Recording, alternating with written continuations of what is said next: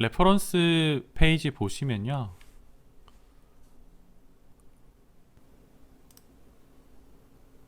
여기 끝에서부터 이 끝까지는 1920인데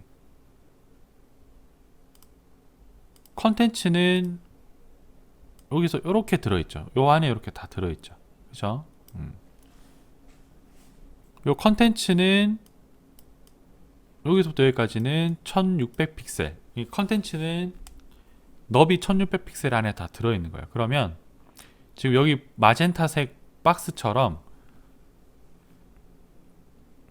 컨텐츠 전체를 감싸는 박스가 하나가 있습니다. 얘는 전체를 감싸는 프레임이라는 div이고요. 이 안에 이제 컨텐츠들이 다 들어갈 거예요. 이게 디자인 할 때 보면 만약에 지금 이 내용들이 1920 픽셀이 꽉 찬다고 생각을 해봐요. 디자인상 별로 좋은 디자인은 아니죠. 이렇게 나오면. 그죠? 편집 디자인 할 때도 여백을 주죠. 그래서 1600 픽셀. 여러분들도 1600 픽셀에 딱 맞춰서 하시면 됩니다. 가로. 그래서 프레임의 위스는 1600 픽셀.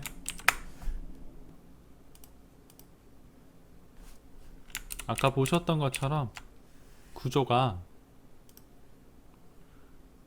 이게 이렇게 타이틀이랑 내비게이션 바, 그 다음에 설명 부분, 그 다음에 메인 UI 부분, 그 다음에 이렇게 푸터도 이렇게 크게 이렇게 구조가 짜져 있어요. 그러면 HTML도 똑같이 프레임이라는 큰 박스 안에 nev라는 태그가 들어가면 여기는 이제 타이틀이랑 내비게이션이 들어가고요. nev 태그는 뭐 div랑 비슷한 역할인데요. 영역을 나누는 역할을 하는데 다른 점은 이제 요 nev 태그는 요 nev 태그 안에 있는 애들이 내비게이션 영역이라는 걸 알려주는 거죠. 그 다음에 섹션이라는 태그가 있습니다. 섹션. 얘도 div랑 비슷한데요. 그 특정 구역, 그 잘게 나눈 구역 중에 하나를 묶어줄 때 사용하는 태그입니다. 그리고 메인 UI는 메인이라는 태그가 있습니다. 가장 중요한 메인 컨텐츠가 들어가는 태그. 그러니까 뭐 신문 기사 같으면 신문 딱 기사 부분이 저 메인 태그에 들어가겠죠. 가장 중요한 본문 부분이라고 보시면 됩니다. 그 다음에 맨 마지막은 푸터라는 태그가 있습니다. 이렇게 네 부분으로 나뉘어요. 여러분들이 디자인하고 그 인터랙티브 UI가 들어가는 부분이 요 메인 부분, 이게 제일 중요한 부분이 되겠죠. 자, 내비게이션부터 한번 만들어 봅시다. 자, 내비게이션에는 요 타이틀과 메뉴 내비게이션이 들어가요. 그래서 타이틀은 H2 랑베뷰, 그 다음에 내비게이션은 보통 리스트로 만듭니다. 어너더 리스트로 만들고요. 각각의 리스트 iOS, 안드로이드, 스위치. 아이고, 잘못 적었다. 이렇게 해서 새로 고침을 하면 새로 고침이래. 열어보면 이렇게 나오죠. 지금은 스타일 뭐 적용을 안 했기 때문에 이렇게 나오는 게 맞습니다. 자, 먼저 여기 보시면 바탕이 다 어두운 색이죠. 전체가. 그죠? 일단 바탕색 바꿔볼 건데 웹페이지 전체의 백그라운드 컬러를 바꾸는 건 바디에서 하시면 돼요. 제일 상위 본문 태그 중에 제일 상위 태그 바디에 백그라운드 컬러를 어두운 색으로 바꾸고요. 그러면 백그라운드 컬러가 어두운 색으로 됐으면 모든 텍스트 바디 안에 들어있는 모든 텍스트는 밝은 색으로 바뀌어야 되겠죠. 그래서 바디에 백그라운드 컬러를 샵 040702 이렇게 바꾸고, 그럼 백그라운드 컬러를 바꿨으니까 바디 안에 있는 모든 텍스트의 컬러를 바꾸겠습니다. 그리고 여기 있는 색깔 앨리스 블루로 할게요. 아주 밝은 쿨 그레이라고 보시면 되겠죠. 이렇게 하면 배경은 어두운 색, 텍스트는 밝은 색으로 바뀔 겁니다. 이렇게, 그죠?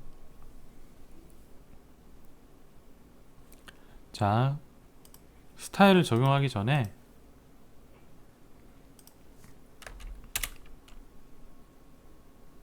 프레임의 영역, 그 다음에 뭐 H2, 그 다음에 UL, LI 영역들을 다들 한번 살펴볼게요.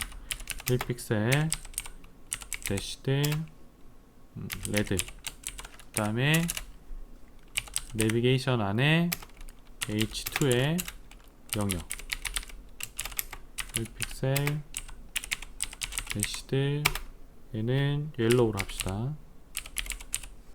그 다음에 내비게이션에 UL, 리스트, 어너더드 리스트, 그러니까 리스트 li 3개를 다 포함한 UL의 영역, 보더 1픽셀,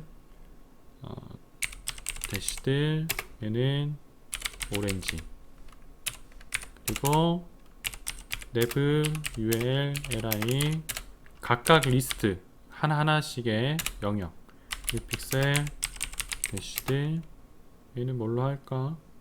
핑크로 할까요? 핑크. 자, 이렇게 지금 빨간색 박스가 프레임이라는 div인데 우리가 너비를 1600픽셀로 제한을 했죠.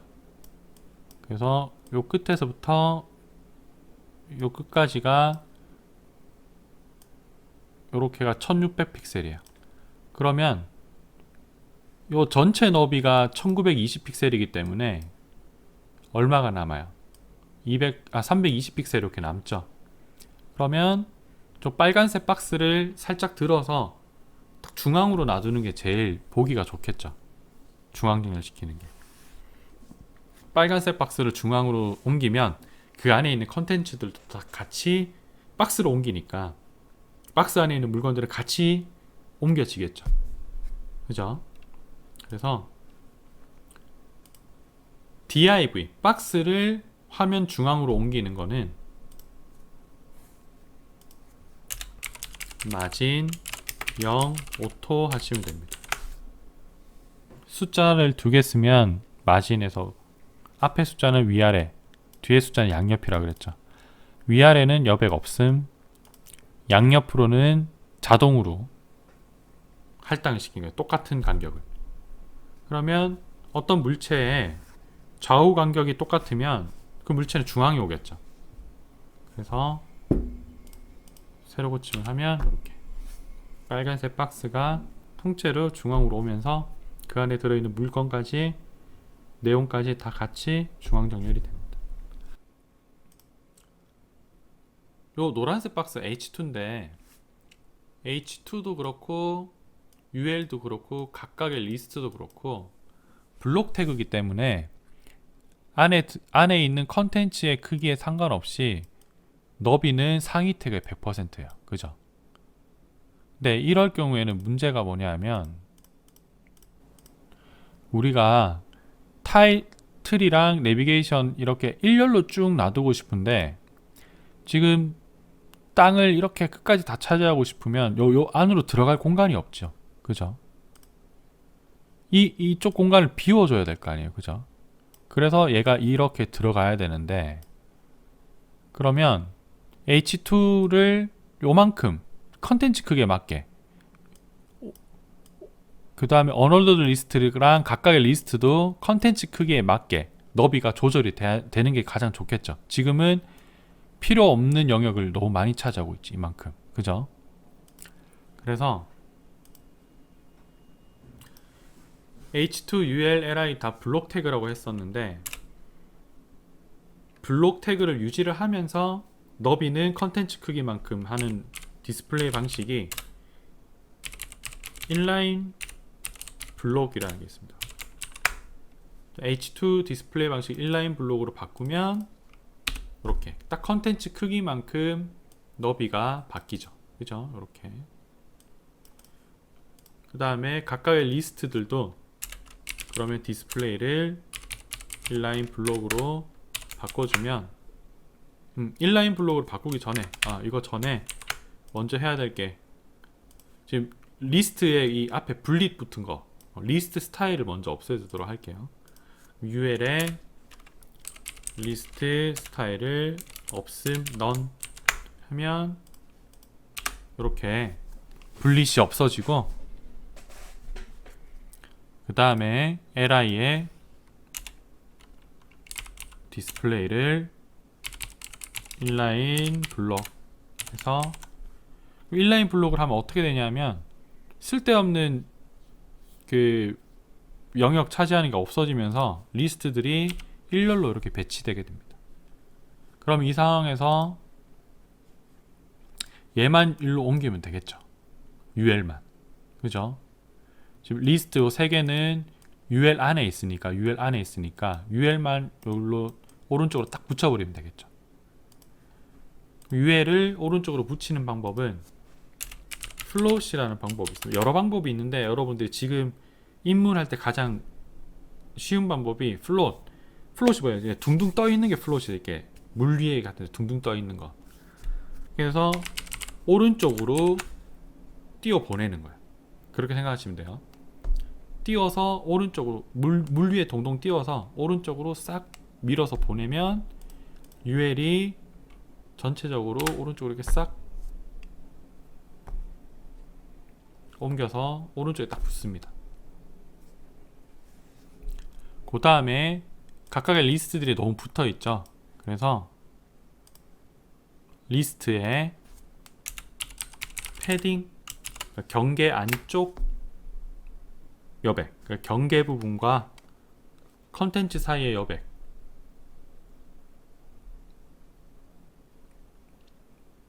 그래서 패딩 7픽셀 30픽셀, 아래 위로는 7픽셀, 양옆으로는 30픽셀이 패딩 값이 생깁니다. 이렇게 하면 리스트에 패딩 값이 생기면서 이렇게 영역이 넓어지면서 이렇게 리스트들끼리, 텍스트들끼리의 간격이 넓어지게 되죠. 자, 이렇게 하면 요 타이틀, 그 다음에 각각의 리스트들이 이렇게 만들어졌고요. 각각의 리스트에 클래스를 얘는 iOS, 얘는 안드로이드, 얘는 스위치 이렇게 만든 다음에 이제 롤오버 하면 색깔이 바뀌게 만들 거예요. .ios, 얘는 컬러를 롤오버 했을 때 샵 41C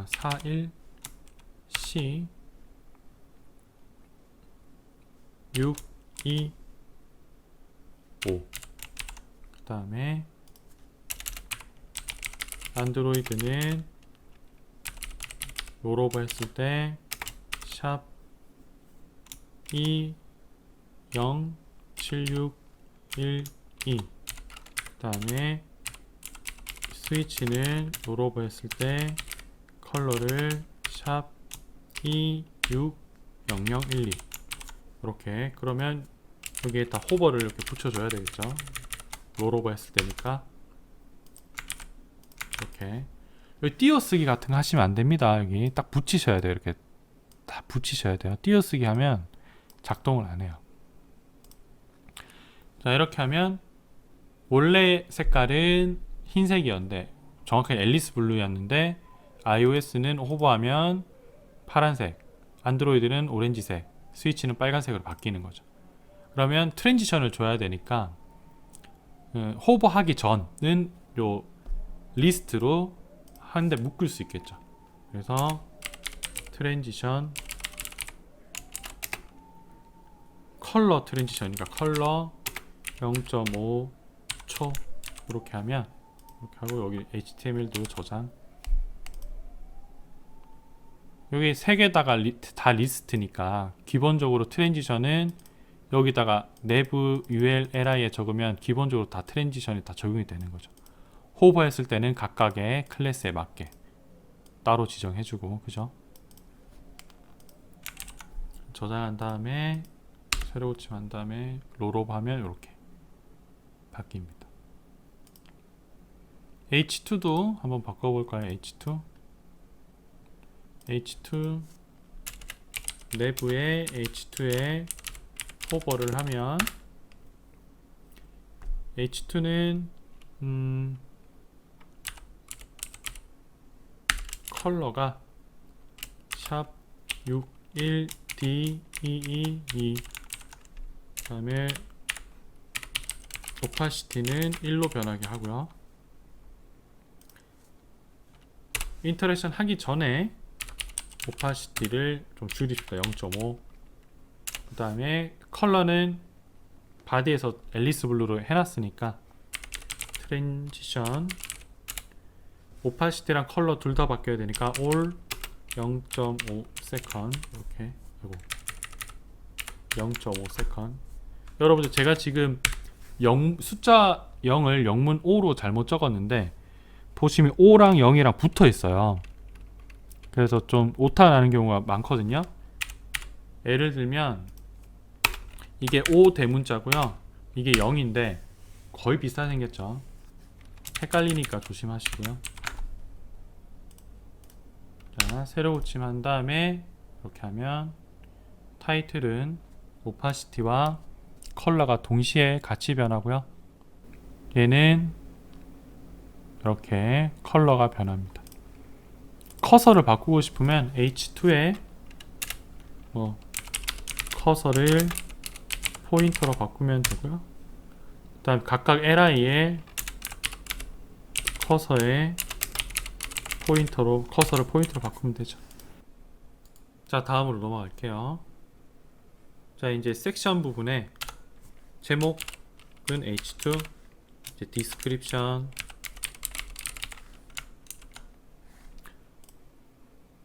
그 다음에 p 태그 이렇게. p 태그에는 이제 문단이 오는데 제가 두 줄만 복사해서 쓸게요. 다 복사 안 하고 두 줄만 복사해서 p 태그에 붙여 넣습니다.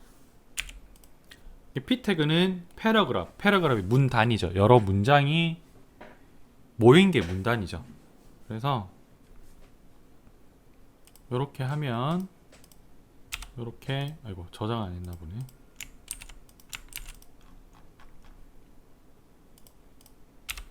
이렇게 문단이 이렇게 나오는데 여기서 이제 한 칸 내리고 싶어. 줄바꿈을 하고 싶어. 그러면 줄바꿈 하고 싶은 위치에 br break 태그를 쓰시면 이게 엔터키라고 보시면 돼요.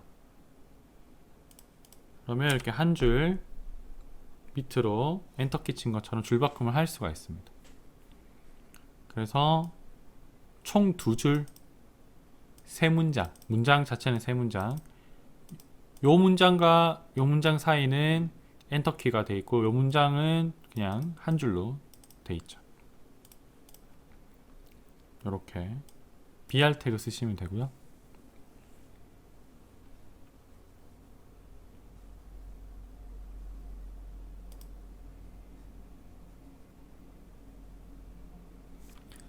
자, 그럼 섹션에 클래스 주도록 합시다. 이름을 얘는 description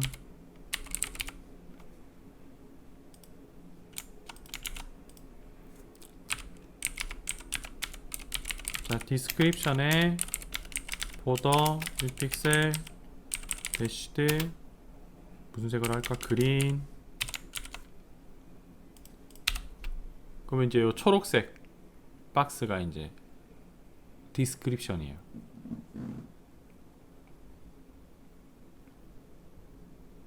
초록색 박스가.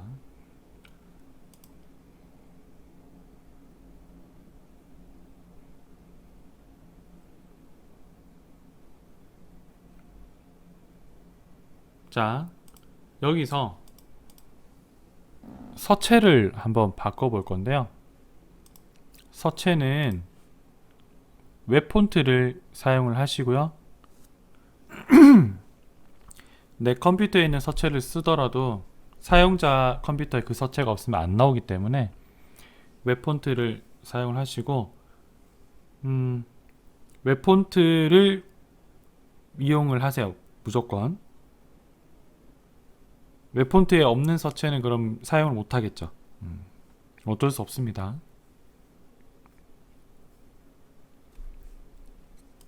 자, 구글 폰트 접속을 하셔서 이제 구글 폰트를 사용을 할 건데, 임의로 폰트 3개를 고를 거예요.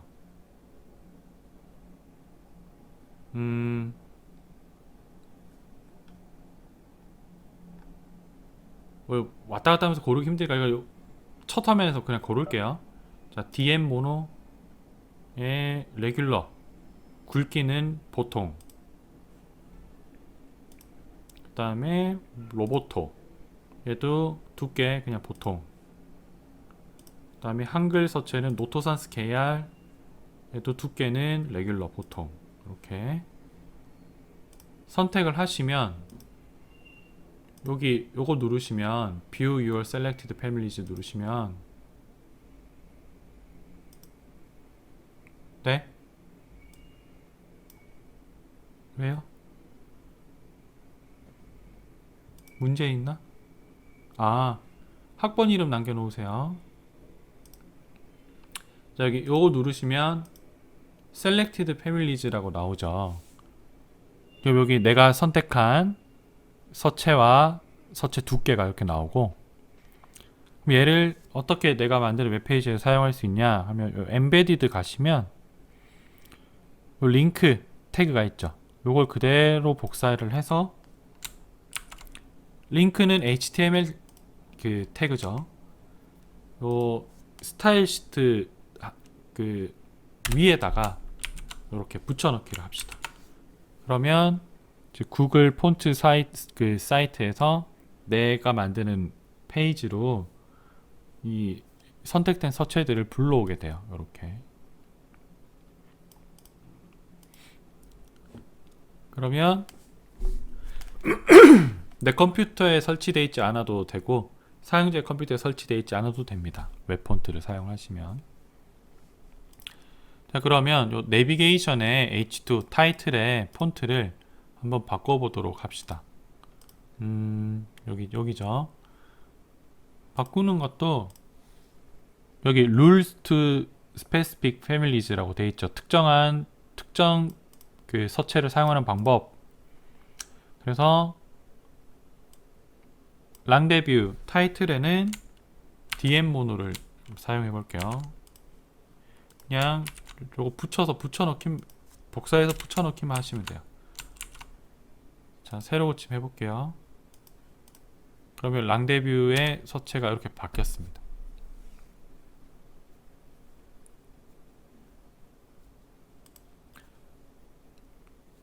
그 다음에 여기 내비게이션은 로보토로 바꿔볼게요. 로보토 복사해서 UL에 넣어도 되고 LI에 넣어도 됩니다. 아무데나 넣으셔도 돼요. 여기 복사해서 붙여 넣으면 요 내비게이션 서체가 이렇게 로보토로 바뀌었죠. 그죠? 그 다음에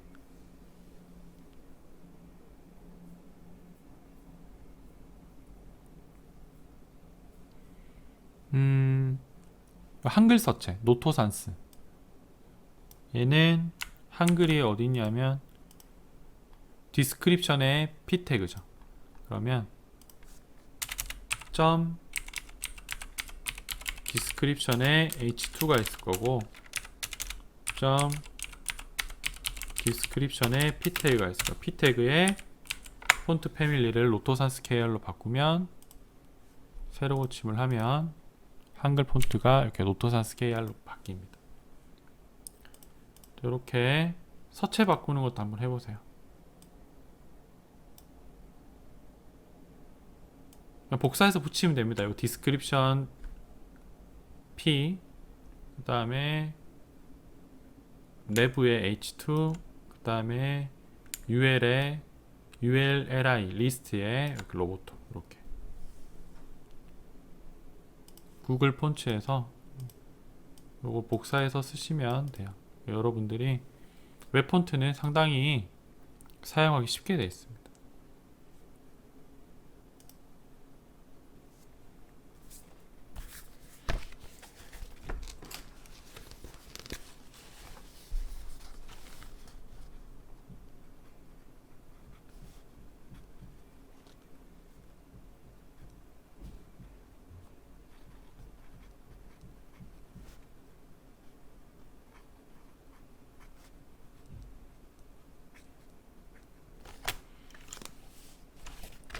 BR 태그 사용할 때 행간 조절 방법.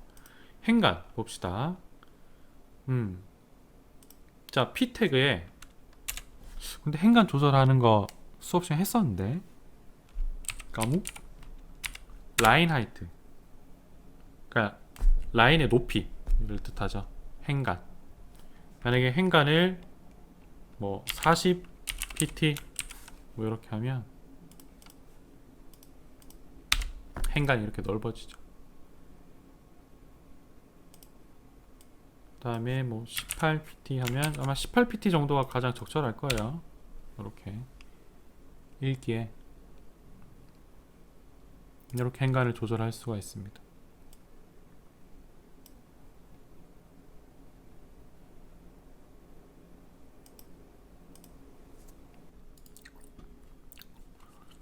그 텍스트의 스타일을 조금 더 한번 입혀보도록 할게요. 여기 디스크립션의 H2에 자 폰트 웨이트, 폰트의 무게, 다른 말로 하면 두께를 얘기합니다. 두꺼울수록 무게가 무거워 보이고 가벼울수록 무게가 가벼워 보이잖아요. 400이 레귤러예요, 보통. 그럼 300이면 좀 얇은 서체가 되겠죠. 이렇게 얇아집니다. 그죠? 그리고 패딩 10픽셀, 20픽셀, 위아래로 패딩 값 10, 양옆으로 20 이러면 이렇게 제목 살짝 들여쓰기 된 것처럼. 그 다음에 P 태그는 폰트 사이즈를 11포인트로 하겠습니다. 본문 폰트 사이즈는 기본적으로 12포인트인데요 1포인트 줄이고요. 그 다음에 폰트의 컬러는 샵 C3B1CF, 약간 회색으로 바꾸고 패딩 0, 40픽셀 하면 위아래로는 패딩값 0, 양옆으로는 패딩값 40. 그래서 이렇게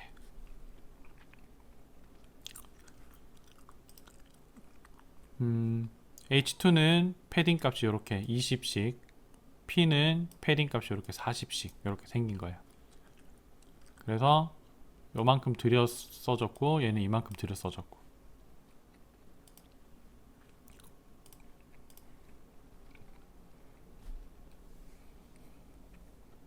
자, 그리고 여기 지금 랑데뷰 이게 내비게이션 부분이랑 디스크립션 부분이 너무 붙어 있죠. 그래서 위로 올라가서 내부에다가 마진 버텀 60픽셀, 그러니까 내부 아래쪽에, 여기 아래쪽에 60픽셀 여백을 주는 거예요. 그럼 디스크립션이 60픽셀 이렇게 내려가겠죠.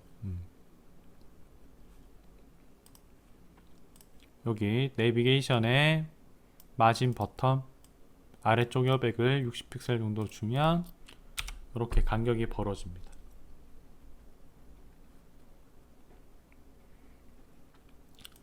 그죠? 이렇게. 그 다음에 메인 부분. 메인 부분이 이제 여러분들이 UI 디자인 한 게 들어갈 부분인데요.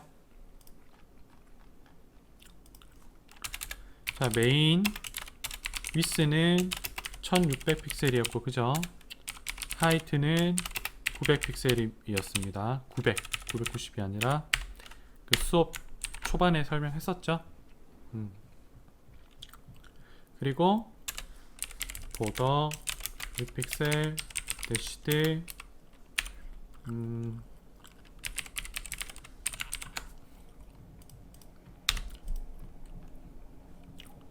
요게 이제 요 부분이 이미지래 메인 부분이고요. 지금 보면 디스크립션의 마지막 부분과 디스크립션과 메인이 딱 붙어 있죠. 얘도 간격을 줘야 되겠죠. 내부 간격 줬던 거랑 마찬가지로 요 섹션의 클래스가 디스크립션이죠. 섹션 하단에 마진 버텀 80픽셀 여백을 주면 아래로 여백이 생기면서 두 개가 간격이 이렇게 80픽셀만큼 벌어지겠죠. 그리고 이제 이 부분이 이제 메인 부분인데, 메인에 백그라운드를 이미지를 넣을 거예요. 이미지 bg.png no repeat.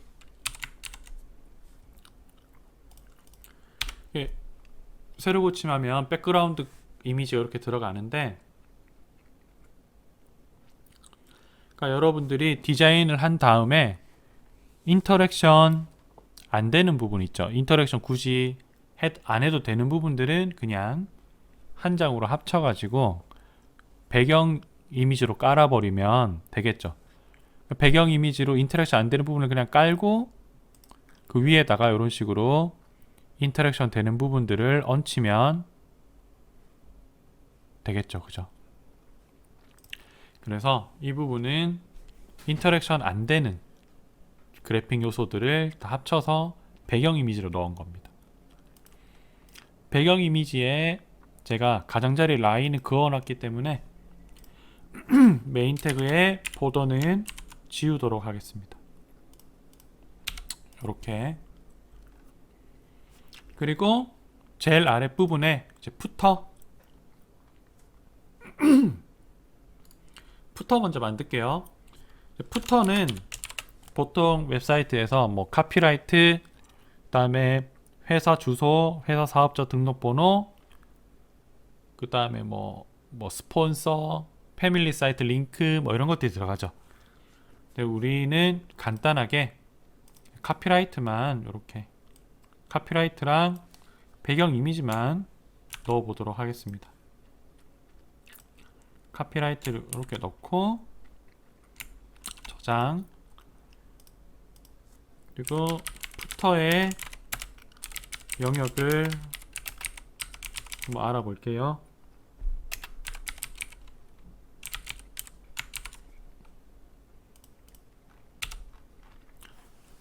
빨간색 영역이 푸터 영역이고요. 푸터 영역이 너무 작죠. 아래 위로. 그래서 푸터의 높이를 136픽셀로 해주고, 푸터 기준으로 마진 아래 위로 마진을 줄 거예요. 푸터도 아래 위로 이제 공간이 좀 있는 게 좋거든요. 마진 80픽셀 0 하면 푸터 기준으로 푸터가 이제 높이가 136픽셀이 됐고요. 그 다음에 아래 위로 80픽셀 여백이 생겼습니다. 마진 80픽셀 0 해서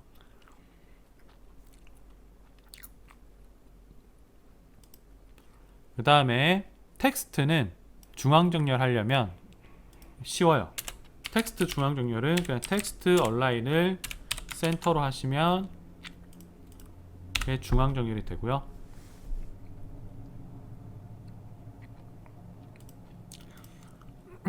백그라운드 이미지를 한번 넣어 보겠습니다. 백그라운드 URL 이미지스의 footer bg no repeat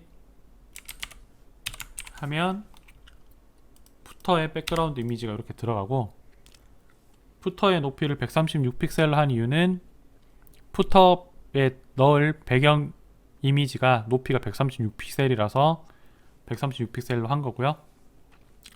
지금 이제 배경 이미지가 이렇게 왼쪽에 있는데 중간으로 옮길 수가 있어요. 백그라운드 포지션 센터 하시면 백그라운드 이미지가 중앙으로 이렇게 오게 됩니다.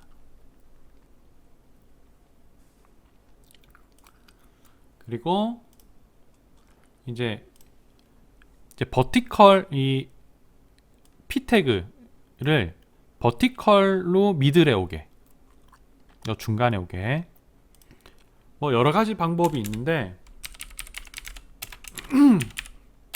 푸터의 p 태그 다른 방법들은 다 좀 복잡하고 어려운 방법이고, 가장 쉬운 방법이 p 태그의 행간을 늘리면 중간으로 온 것처럼 만들 수 있습니다. 요 행간은 여러분들이 디자인한 거에 맞춰서 조절하시면 중간으로 오게 이렇게 이게 가장 쉬운 방법이에요. 요 방법을 쓰시면 될 것 같고요. 지금 배경 이미지와 텍스트 색깔이 둘 다 흰색이라 구별이 잘 안 될 때는 텍스트에 섀도우를 좀 넣어주면 좀 분리가 돼요. 텍스트의 섀도우는 필터 섀도우를 쓰지 않고요. 텍스트 전용 섀도우가 있습니다. 텍스트 섀도우 뭐 2픽셀, 2픽셀 0, 그러니까 X 오프셋 2픽셀, Y 오프셋 2픽셀, 블러는 0. 약간 0이면은 그 딱 플랫한 섀도우가 나오겠죠. 섀도우 색깔은 배경색이랑 똑같이 04, 07, 02 이렇게 하시면 또 좀 배경이랑 이렇게 글씨를 약간 분리시킬 수가 있습니다. 자, 여기까지 푸터 만드는 것까지 한번 해보세요. 백그라운드 이미지 여기 보시면 여기 인공위성이 하나가 있고 강아지가 한 마리 있어요. 강아지를 라이크하고, 이 인공위성은 스푸트니크인데 그 구소련 소비에트 연방에서 한창 냉전 시기 때 우주 개발할 때 이 라이카를 이 스푸트니크에 실어서 우주로 보냈었습니다. 근데 이제 이 두 개의 이미지는 백그라운드 이미지인데요, 두 개가 따로예요. 하나가 아니라 바디에 백그라운드로 들어가 있는데 백그라운드 이미지를 두 개를 동시에 넣을 수도 있습니다. 자, 백그라운드 이미지를 두 개를 동시에 넣기 위해서 어떻게 하냐? 자, 바디로 가서 백그라운드 이미지를 두 개를 동시에 넣을 때는 백그라운드 이미지라는 스타일을 사용을 하고요. URL 적는 방법은 똑같아요. 이렇게 라이카 두 개를 넣기 위해서는 콤마, 그 다음에 URL 이미지스의 창 크기를 조절 좀 할게요. 이미지스의 스푸트니크.png 이렇게 하면 백그라운드 이미지가 두 개가 이렇게 들어갑니다. 스푸트니크가 안 들어갔네?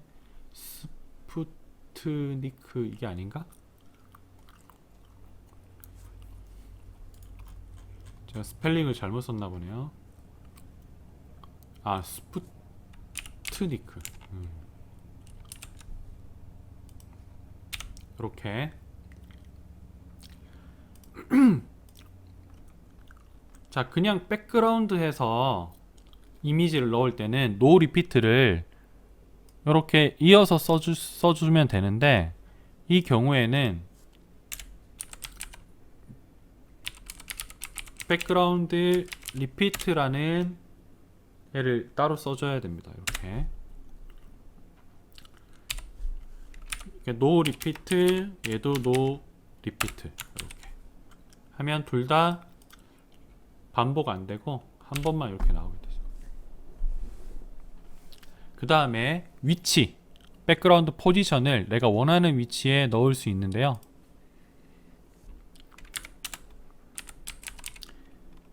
백그라운드 포지션 해서 자 5%, 94%, 95%, 7% 이렇게 이제 첫 번째 라이카 백그라운드 반복 안 하고 왼쪽에서부터 5% 띄우고 위에서부터 94% 띄운다는 소리야. 그 다음에 스푸트니크 반복 안 하고 왼쪽에서부터 95% 위에서부터 7% 띄운다는 소리입니다. 다 이렇게 콤마로 구별하시면 돼요.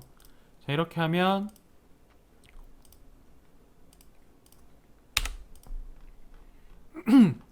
라이카 왼쪽에서부터 5% 위에서부터 94%였냐? 94% 띄웠고요.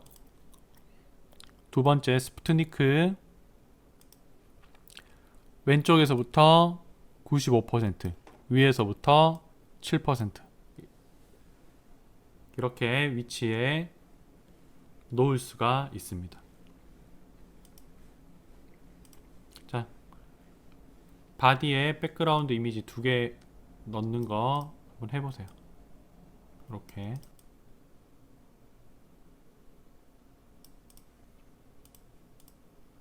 이렇게 백그라운드 이미지 넣는 것까지 됐으면 이제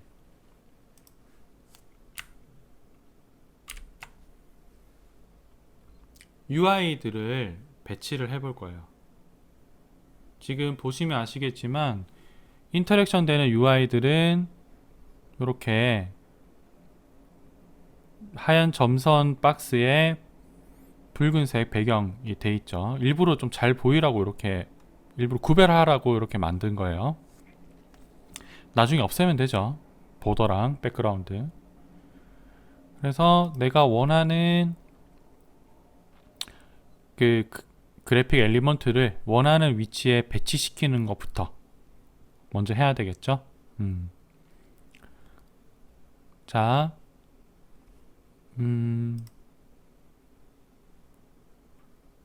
프로그래밍 언어는 대부분 그래픽 엘리먼트든 그 스크린이든 좌측 상단이 원점인 경우가 많습니다. 거의 대부분이 좌측 상단이 원점이에요.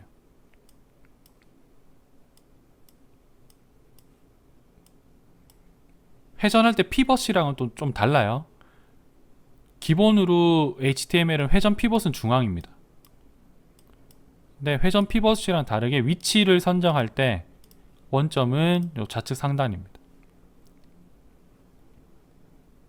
그러면 요 지금 요 네모 우리가 만든 메인 태그가 요 네모죠. 안에 요 각각의 엘리먼트들이 존재를 할 텐데 이론적으로 요 메인 태그 기준점을 원점을 기준으로 좌로 얼마, 아래로 얼마 이렇게 하면 다시 할게요. 요 원점을 기준으로 좌로 얼마, 그 다음에 아래로 얼마 해서 요 위치를 정하면 내가 원하는 위치에 그래픽 엘리먼트를 배치를 할 수 있겠죠. 근데 기본적으로 HTML은 태그는 위치가 상대 값이에요. 절대 값이 아니라 보시면 위에서부터 아래로 차례대로, 그 다음에 왼쪽에서부터 오른쪽으로 차례대로 내가 좌표를 정하지 않아도 알아서 스택되죠. 쌓이죠. 그러면 특정 엘리먼트를 특정 위치 절대값으로 변환시킨 다음에 절대 좌표를 입력을 해야 됩니다. 자, 그걸 먼저 해볼게요. 자, 일단은 메인 태그 안에 그래픽 엘리먼트들이 다 들어가겠죠. 자, div 이미지 src 이미지스의 id.png.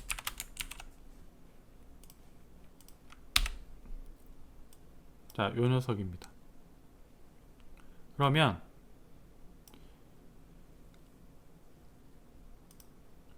메인 태그의 원점을 기준으로 요쯤에 오게 만들면 되겠죠. 그죠?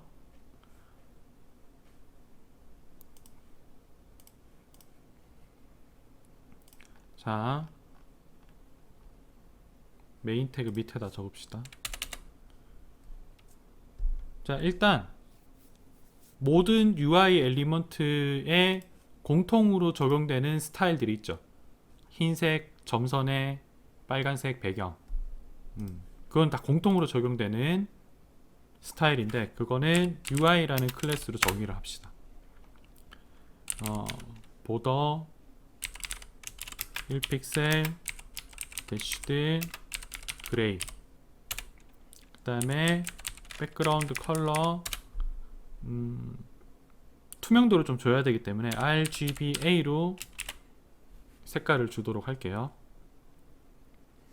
그래서 176 21 44 알파 값은 0.3 0.3 이렇게 하고 요 div에 클래스를 UI를 적용을 시키면 요 스타일이 여기 적용이 되겠죠. 새로 고침하면 이렇게, 그죠? 자, div는 기본적으로 블록 태그니까 얘를 정확한 위치에 배치시키기 위해서는 디스플레이 방식을 인라인 블록 방식으로 바꿔야 됩니다. 그러면 이미지 크기만큼 너비가 div 너비가 결정이 되죠. 인라인 블록 태그로 바꿨으니까. 근데 잘 보시면 높이에 약간 갭이 있어요. 요만큼. 밑에 이렇게 갭이 생기죠. 이 갭이 생기는 이유는 우리가 영어를 쓸 때 사선지에다 쓰나? 그죠? 사선지에다 쓰죠. 너무 옛날에 까먹었다. A 뭐 이렇게 쓰고 G는 이렇게 쓰고 Y 이렇게 쓰죠. 그러면 요 밑에 이렇게 나오는 부분 있죠. 사선지를 벗어나는 부분 때문에 요만큼 여백을 만들어 놓는 거예요. 영어는 이렇게 삐져나오는 부분들 있잖아요. G, Y, Q 소문자로 또 뭐 있지? 기억이 안 난다. 영어를 잘 못해서. 그것 때문에 이렇게 밑에 여백을 미리 만들어 놓는 거야. 그럼 우리는 이미지만 사용할 거기 때문에 요 밑에 여백이 필요 없죠. 저 여백을 없애는 방법은 UI 안에 있는 이미지 태그는 디스플레이를 블록 방식으로 바꾸면 요 밑에 여백이 없어집니다. 이미지 크기에 딱 맞게 div가 만들어져요. 그죠? 이렇게.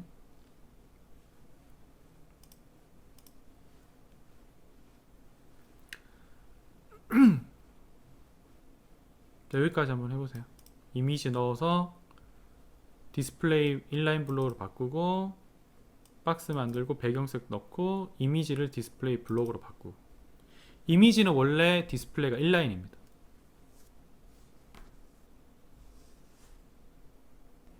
이제 얘를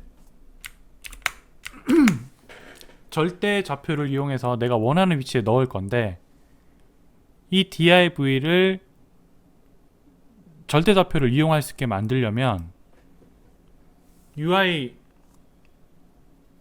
모든 이제 내가 인터랙션할 UI 엘리먼트의 포지션을 앱솔루트로 바꿔야 돼요.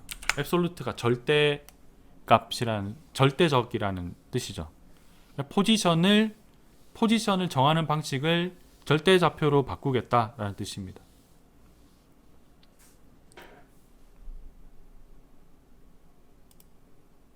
이 UI라는 클래스는 우리가 넣을 모든 UI 엘리먼트에 동시에 적용되는 거기 때문에 여기다가 위치를 입력하면 안 되겠죠. 따로 위치를 만들어서 각각 적용시켜 줘야 되지. 그래서 클래스를 하나를 더 만들어요. 띄우고 id. 자, 이렇게 하면 UI라는 클래스와 id라는 클래스가 두 개가 동시에 적용이 됩니다. 중간에 띄워 주셔야 돼요. 그럼 UI라는 클래스 따로, id라는 클래스 따로예요. 두 가지 클래스가 동시에 적용되게 만들 수 있습니다. .id. 그럼 여기에 이제 각각 그래픽 UI 엘리먼트의 위치를 절대 좌표를 입력해 주시면 되는데, 요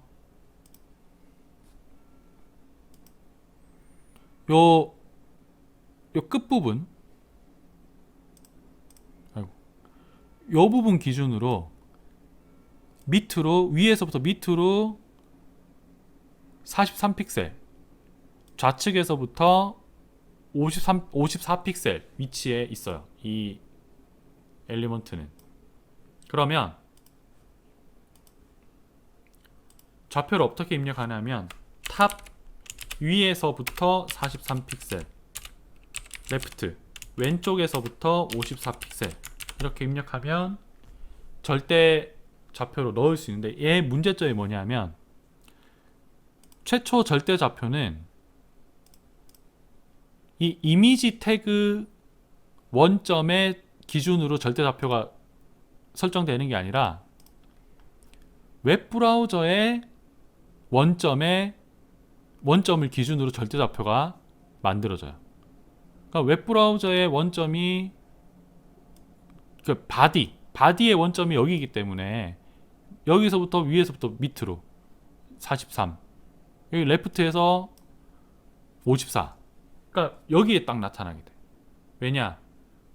바디 전체를 감싸고 있는 바디 원점 기준이기 때문에. 그럼 이러면 좀 곤란하잖아요.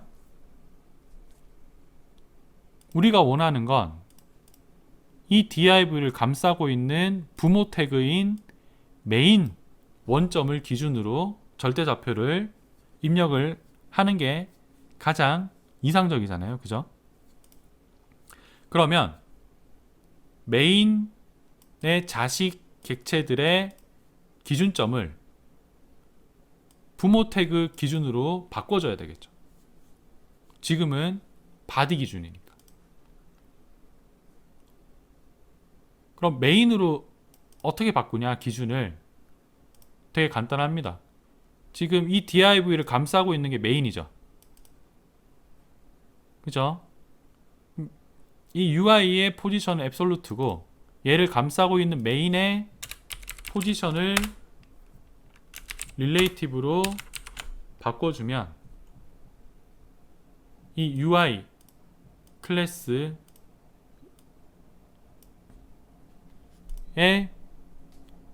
절대좌표 기준점이 메인으로 바뀝니다. 요렇게. 그러면 지금 메인의 원점을 기준으로 왼쪽에서 54픽셀, 위에서부터 43픽셀 위치, 여기에 위치하게 돼요. 그러니까 부모 태그 원점 기준으로 바꾼 겁니다. 이렇게 부모 태그 원점 기준으로 이렇게 바꾼 거예요. 이렇게 한번 해보세요.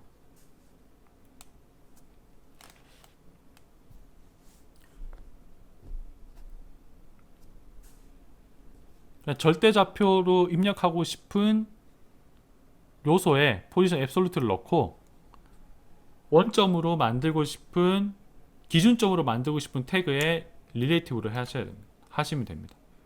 대신에 부모 자식 관계여야 돼요. 이렇게 포함 관계에 있어야 돼요. 요거까지 한번 해보세요. 이렇게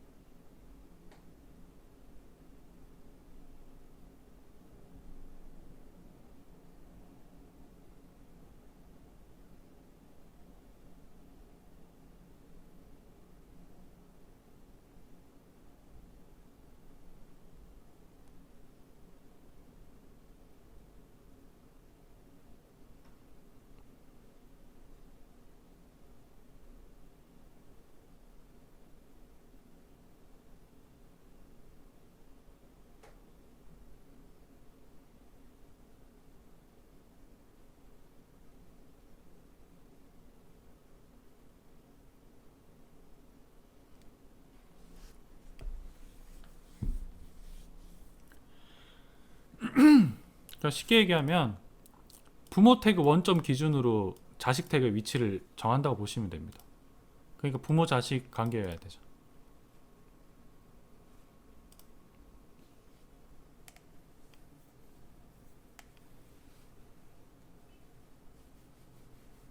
자,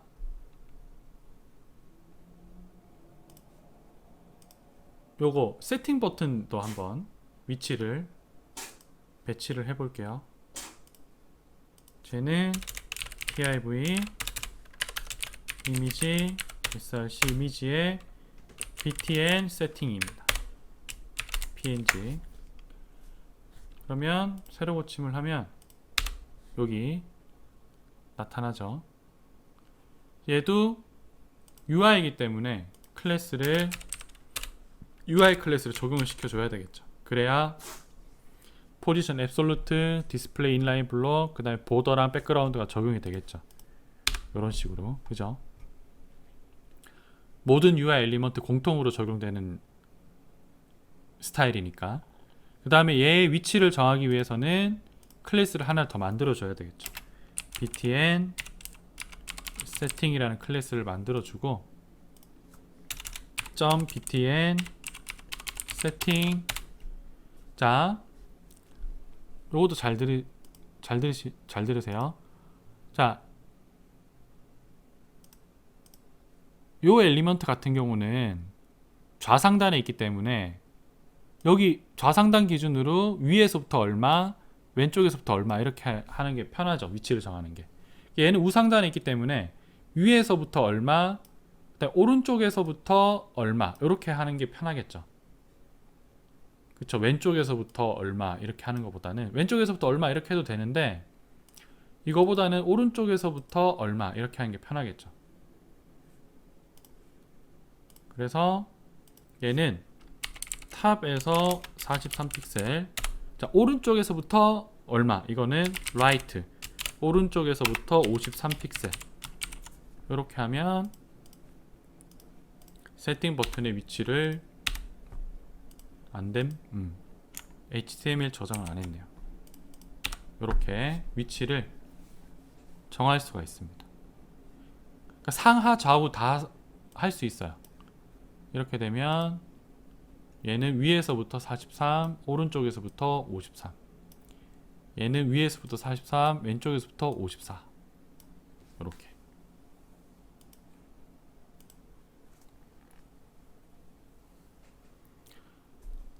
그 위치 값은 포토샵, 뭐 XD, 뭐 스케치 등등 디자인 툴에서 쉽게 알 수 있죠.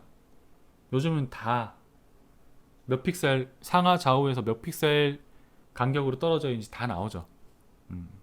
그래서 어느 위치에 있는지 아는 거는 그렇게 어렵지 않습니다. 좀 옮기는 과정이 조금 귀찮지. 확인하고 CSS로 와서 옮겨 적어야 되니까. 근데 얼마만큼 떨어져 있는지 아는 거는 되게 상당히 쉬워요. 좀 그래픽 디자인 툴이 그런 정보들을 워낙 잘 보여주기 때문에 되게 쉽게 알 수 있어요. 자, 그리고 미니맵. 요거는 우하단에 있으니까 얘 한번 넣어 볼게요. 미니맵은 원래 크기가 요 크기예요. 이게 스케일 1입니다. 그래서 마우스를 올리기 전에 0.5로 반으로 줄여놨고요. 마우스를 올리면 커져요. 왜 이렇게 했냐면 애초에 작은 상태에서 키우면 어떻게 돼요? 그래픽이 깨지죠. 면적이 4배가 되니까. 가로 세로 길이를 2배를 하면 면적이 4배가 되죠. 그럼 해상도가 엄청 떨어져 보이겠죠. 그래서 애초에 큰 이미지를 줄여놨다가 마우스 오버를 하면 원래 위치로 돌리는 방식을 선택을 했습니다. 자, div 이미지 src 이미지의 미니맵, 얘도 똑같이 공통 클래스 UI 적용을 하고, 그러면은 처음에는 여기 이렇게 좌상단 이렇게 나타나겠죠. 얘를 이제 절대값으로 위치를 지정을 하는데, 미니맵이라는 클래스를 추가를 해주고 점 미니맵, 얘는 우하단에 있으니까 어떻게 할 거냐면 밑에서부터 얼마, 오른쪽에서부터 얼마, 이렇게 할 거예요. 그게 쉽겠죠, 기준을 잡기가. 여러분들이 좌표를 옮기기도 그렇게 하는 게 훨씬 쉬워요.